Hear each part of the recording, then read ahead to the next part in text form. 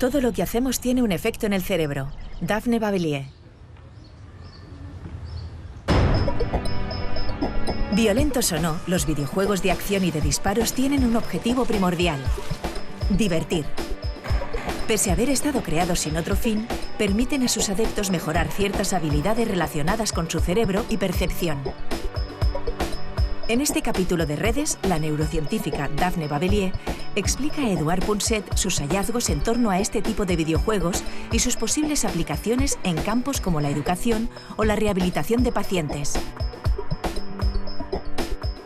También en este programa, Elsa Punset nos enseñará a aprovechar los beneficios y limitar los posibles riesgos de las tecnologías y soportes digitales que hoy inundan nuestras vidas.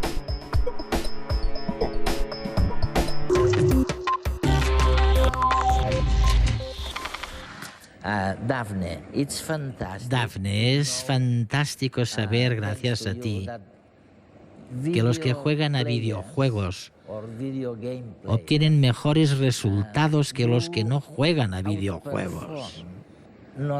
¿Pasa esto con todos los videojuegos o solamente con algunos? ¿Es general esto? Me has planteado una muy buena pregunta. Nuestro estudio demuestra que los distintos videojuegos tienen efectos diferentes en el cerebro. Puedo contarte más sobre el trabajo que hemos realizado. Los juegos que hemos analizado no son el tipo de juegos que creerías que son buenos para el cerebro. A primera vista se trata de lo que llamamos juegos de disparos y acción. Si vuelves a casa y te encuentras a tu hijo de 12 años jugando a uno de ellos, lo primero que te vendrá a la cabeza no es: mira qué bien, mi hijo está persiguiendo zombies o monstruos, ¿verdad? Preferirías que hiciera sus deberes de matemáticas. Sin embargo, al estudiar estos juegos, hemos descubierto que repercuten de un modo profundamente beneficioso en varias habilidades distintas, como por ejemplo la agudeza visual o la capacidad de prestar atención. Es decir, en varios aspectos de nuestro razonamiento cognitivo. Por eso hemos empezado a interesarnos muchísimo por estos juegos. Queremos comprender qué componentes de estos juegos provocan todos estos cambios positivos, y así podremos aprovecharlos y crear juegos que estén específicamente diseñados para la rehabilitación de pacientes, por ejemplo tras un ictus, o bien para fines educativos.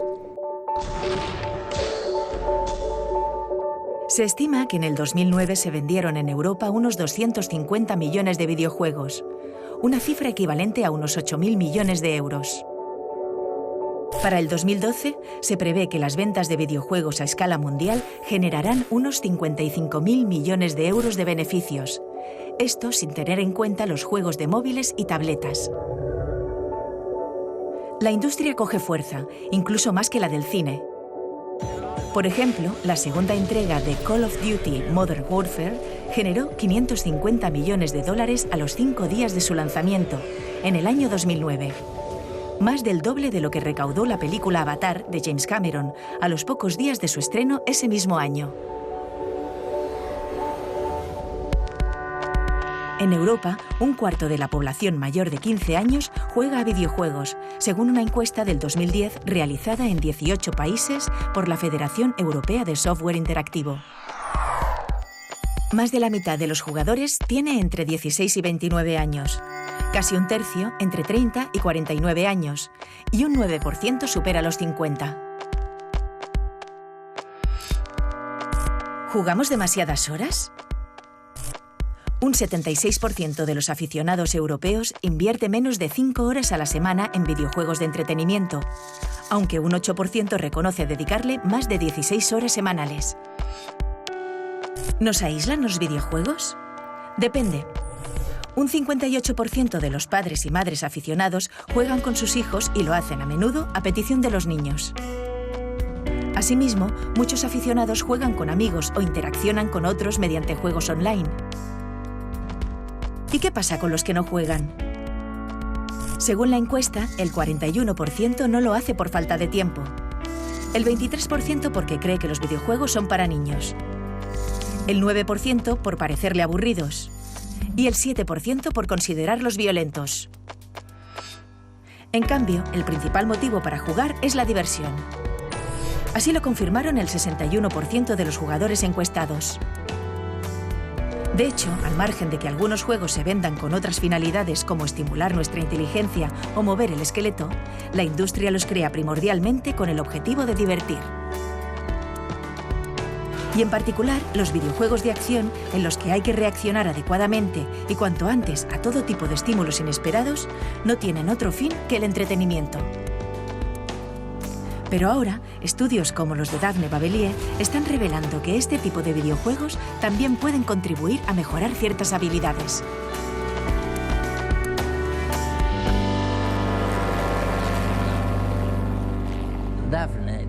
Daphne, hay algo que me preocupa a mí y a la mayoría de la gente. Me refiero a los juegos repletos de disparos y los juegos bélicos. Hubo uno en concreto llamado, creo, Call of Duty Black Ops, que salió hace un año y medio o así. Después de un solo mes de práctica, resulta que se había jugado durante 68.000 años en el mundo como conjunto. Vaya, resulta casi aterrador pensar en el impacto que un juego bélico como ese puede tener o tiene. ¿Es eso perjudicial? Como sabes, todo lo que hacemos tiene un efecto en el cerebro. Lo que comemos influye en el cerebro y, de hecho, la tecnología es un poco como la comida. Los distintos tipos de alimentos surten efectos diferentes. Comer chocolate no nos afecta igual que comer zanahorias. Con los videojuegos y las tecnologías pasa lo mismo. Por otro lado, planteas una cuestión que tiene que ver con la violencia. No sabemos si la violencia del juego es importante para los cambios positivos que se han observado, pero puedo darte un ejemplo de cómo utilizamos ahora estos juegos en pro de algo bueno. Descubrimos, durante nuestra investigación, que las personas que eligen jugar a este tipo de juegos tienen más agudeza visual. Ahora mismo corriges tu visión con gafas, ¿verdad? Es una manera de corregir la visión. Te aseguras de que la imagen que se envía a la parte posterior de la retina sea un poco más clara y corriges cualquier distorsión óptica de los ojos.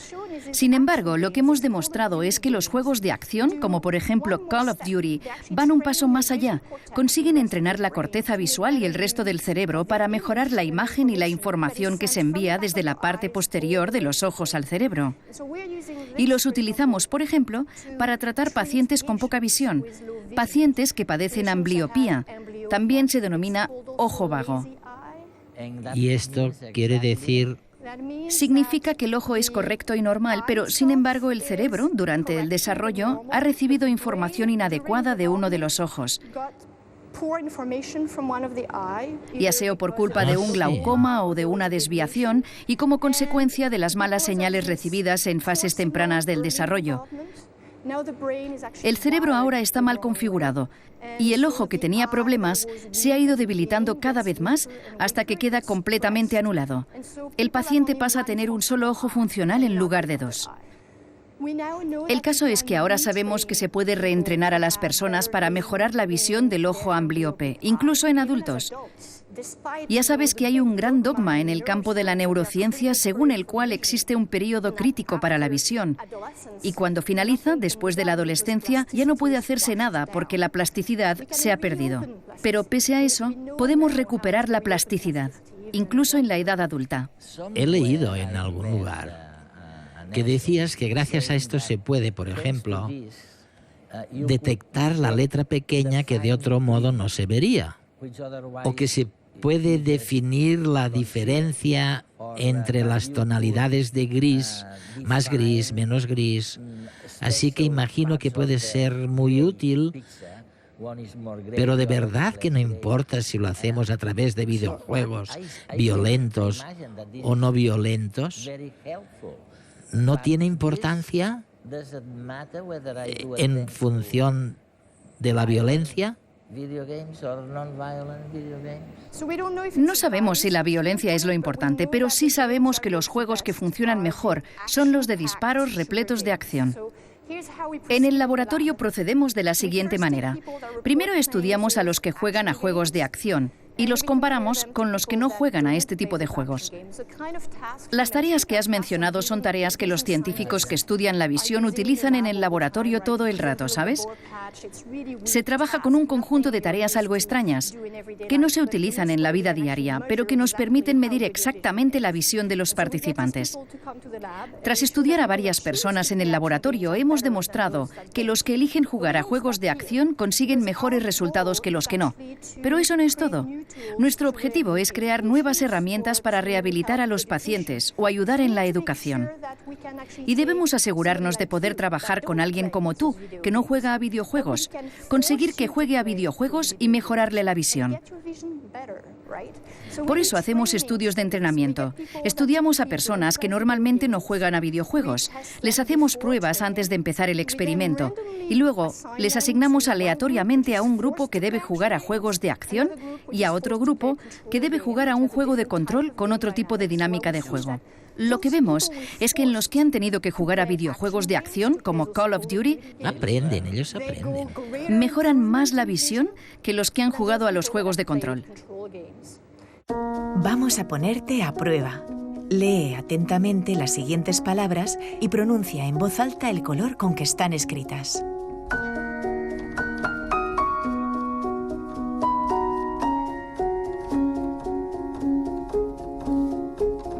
¿Qué tal?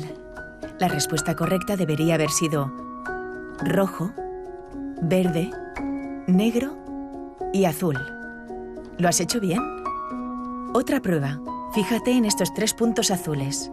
Intenta seguir la trayectoria de los 3 a la vez y no perderlos de vista.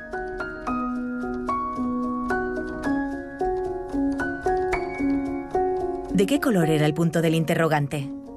¿Azul? ¿Amarillo? Era amarillo. ¿Acertaste? Si eres aficionado a los videojuegos de acción, es posible que tu respuesta en ambos ejercicios haya sido más rápida y acertada que una persona no interesada por estos juegos. De hecho, pruebas como estas, con elementos que distraen nuestra atención y nos dificultan la respuesta, son muy útiles para cuantificar ciertas habilidades relacionadas con la atención, la visión o algunos procesos cognitivos.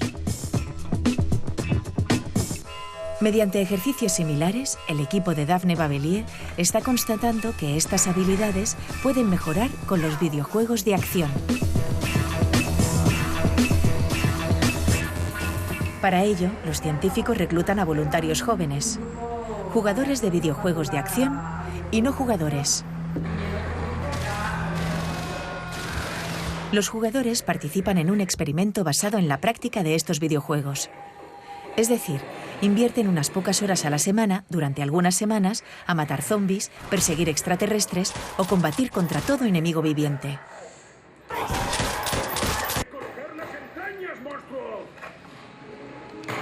En cambio, los voluntarios del otro grupo no juegan durante ese periodo y si lo hacen, no es con videojuegos de acción, sino de estrategia, sociales, rompecabezas. Pasadas unas semanas, ambos grupos regresan al laboratorio para realizar pruebas parecidas a las que hemos visto. En los más de 20 estudios de este tipo publicados por el equipo de Bavelier, los jugadores de videojuegos de acción muestran una mejora de las habilidades puestas a prueba, comparado con el grupo de no jugadores. Así, los jugadores reaccionaron más deprisa a los estímulos y situaciones de conflicto. Mostraron una mayor agudeza visual, siendo más capaces de extraer información y detectar más deprisa los objetivos dentro de un conjunto. Además, revelaron una sensibilidad a los grises más elevada. Es decir, detectaron mejor las sutilezas de las sombras en un entorno de niebla. La atención a sus objetivos también fue mayor. Se distrajeron menos por la información no relevante de las pruebas. Asimismo, fueron más rápidos para cambiar de tarea y tomar decisiones. Bavelier sostiene que estas mejoras podrían ir más allá de los videojuegos de acción y ser útiles en ciertas actividades de la vida cotidiana como conducir, o contribuir al aprendizaje y a la rehabilitación de ciertos pacientes. Una cosa que las madres comentan mucho es la multitarea, la realización de múltiples tareas simultáneamente. ¿Se puede mejorar este tipo de acción?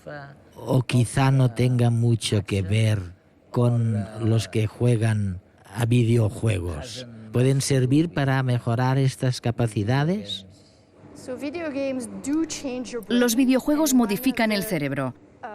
Una de las principales ventajas de los juegos de acción en las que siempre insistimos es que mejoran la visión. Pero resulta que también modifican toda la red, todo el sistema de atención.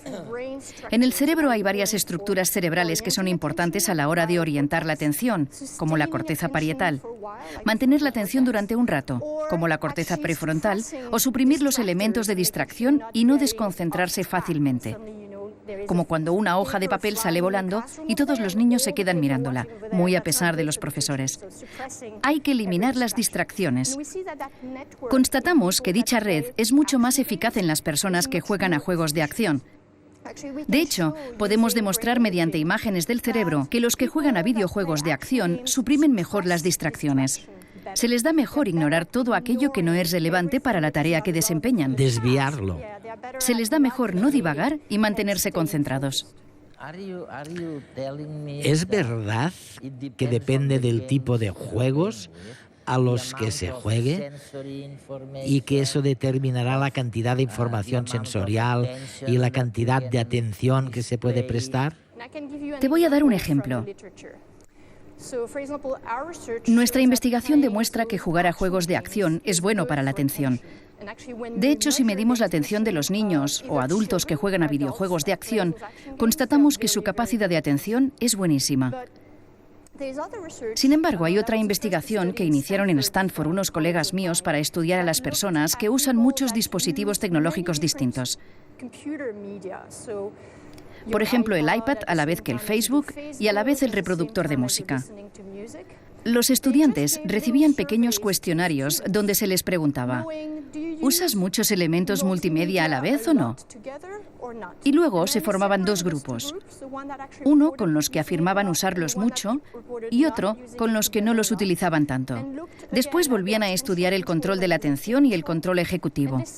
Pues bien, por mucho que los que utilizaban mucho la tecnología y realizaban múltiples tareas tecnológicas a la vez creyeran que tenían muy buena atención y muy buen control, resulta que los resultados que obtuvieron en las pruebas de laboratorio fueron pésimos. Por tanto, no hay nada puramente intuitivo que podamos saber sobre cómo afectará la tecnología al cerebro. Hay que ir al laboratorio y medirlo. Es la única manera de saberlo. Es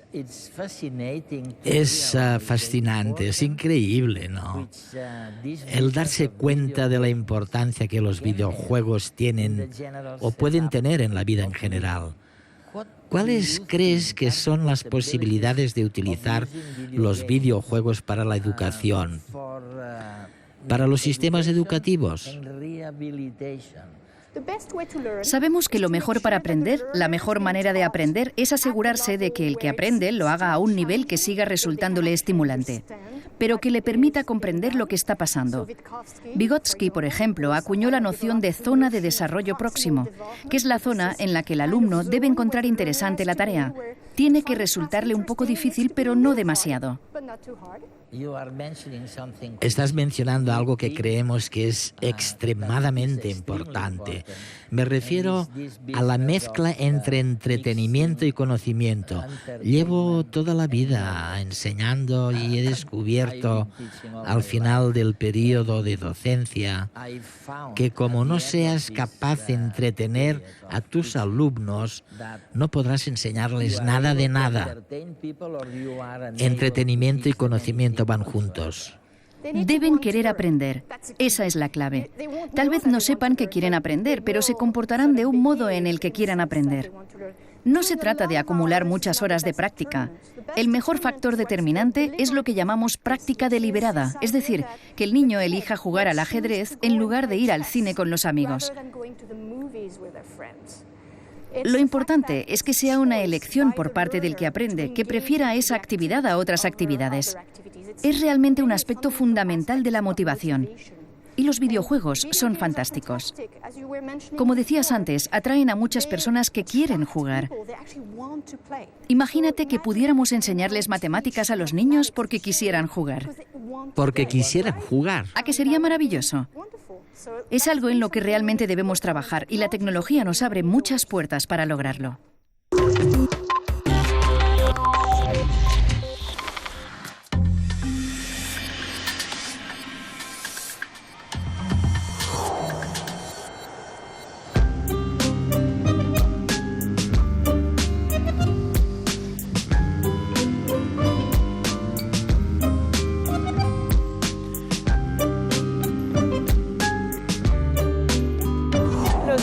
Juegos son un elemento más de todo el abanico de nuevas tecnologías que han invadido nuestra vida cotidiana. Han revolucionado nuestra manera de comunicarnos, de conectarnos, de aprender y también de entretenernos. Con los videojuegos potenciamos la plasticidad cerebral, es decir, la capacidad que todos tenemos y que hay que ejercitar como un músculo para aprender y adaptarnos a los cambios que nos rodean desde la niñez hasta la vejez.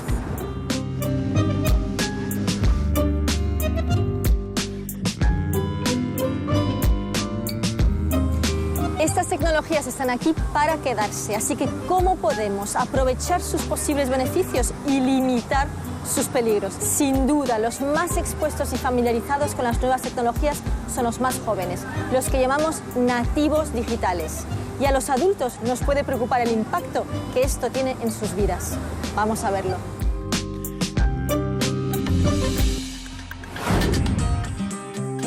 Parece casi impensable, pero los niños y jóvenes pueden estar haciendo los deberes, escuchando música o chateando con el móvil y hacerlo todo al mismo tiempo. Y además pueden hacerlo bien, aunque a la mayoría de adultos les resulte complicado centrar la atención en varios puntos a la vez. Y es que sabemos que el uso inteligente de los ordenadores y videojuegos fomenta nuestra capacidad para hacer varias cosas al mismo tiempo. Es lo que llamamos el efecto multitarea.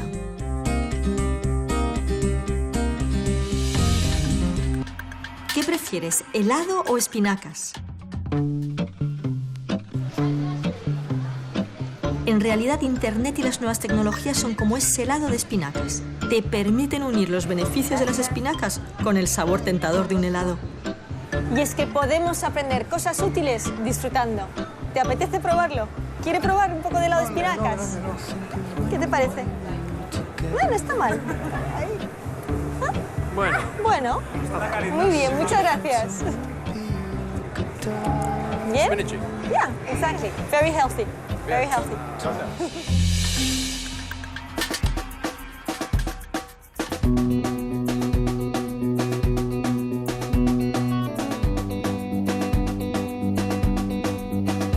Estamos viendo algunas ventajas de las nuevas tecnologías, pero ¿conocéis sus posibles efectos negativos? ¿Sabéis cómo podemos evitarlos o compensarlos?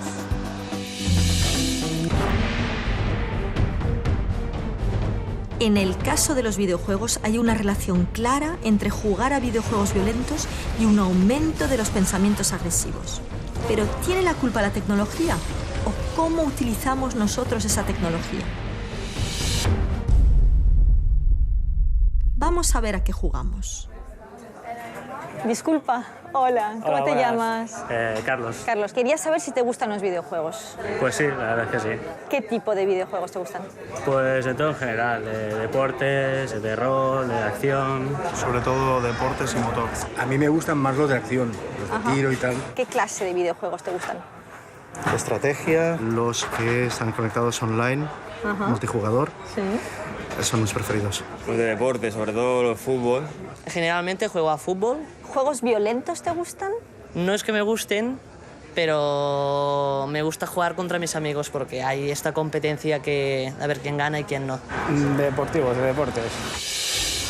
De hecho, un estudio reciente muestra que aunque el 97% de los jóvenes juegan con videojuegos, los 3 videojuegos más populares no son violentos, sino que tienen que ver con carreras, estrategia o deportes. Existen miles de tipos de videojuegos que pueden potenciar diversas habilidades, como por ejemplo la velocidad a la cual pensamos. Jugar te puede dar buenos reflejos mentales.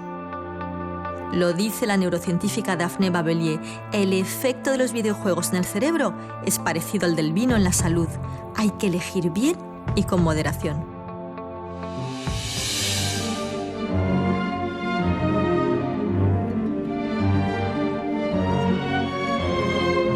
Otro peligro de un uso inadecuado de las nuevas tecnologías digitales es la falta de empatía. La empatía es nuestra extraordinaria capacidad de ponernos en la piel del otro, de sentirlo.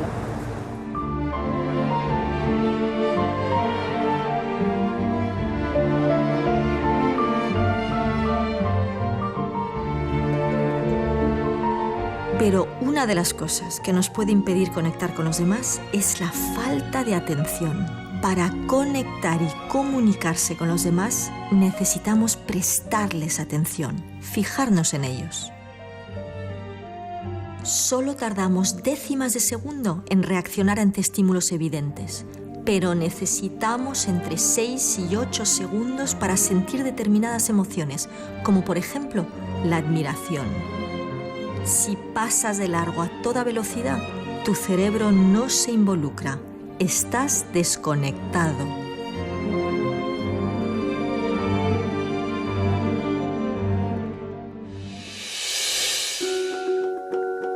La soledad es un sentir, un estado psicológico que tiene mucho que ver con cómo nos relacionamos con los demás.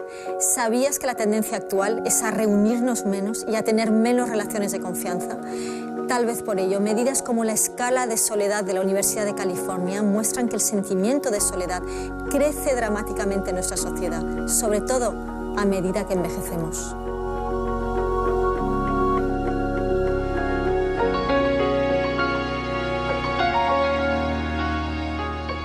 Empecemos con algo básico.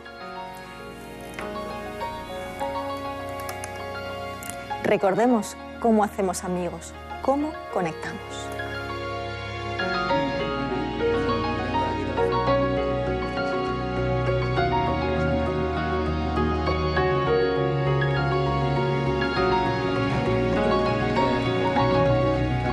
En resumen, hay que equilibrar el uso de las comunicaciones digitales con el contacto físico y emocional con los demás.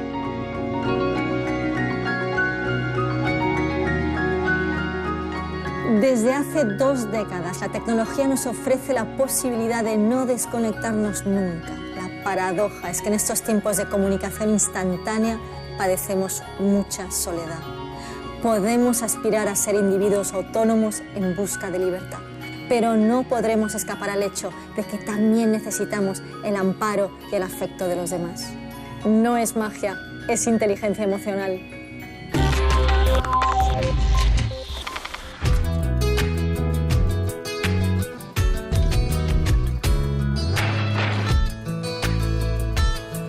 Me gustaría saber en qué parte del universo estamos.